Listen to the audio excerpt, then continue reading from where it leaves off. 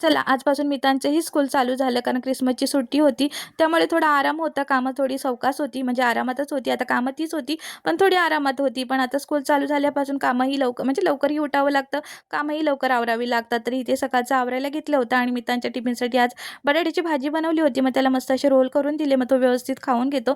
त्याला स्कूलमध्ये सोडलं आणि म्हटलं चला आजपासून आपणही आपल्या कामाला स्टार्ट करूया. कारण मी ही सुट्टी घेतली होती 1 महिना मार्गशीर्ष महिन्यामध्ये कारण थोडं उपासही चालू होते.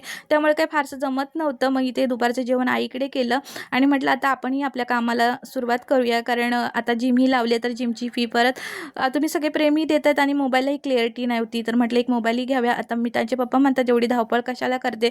पण कसं आहे कोणी कोणावर अवलंबून नाही राहायचं. आपण चालू केलं तर आपणच त्याच्यासाठी करायचं आणि कसं आहे एकट्याच्या पगारात म्हणजे आपलं घर तर चालतं.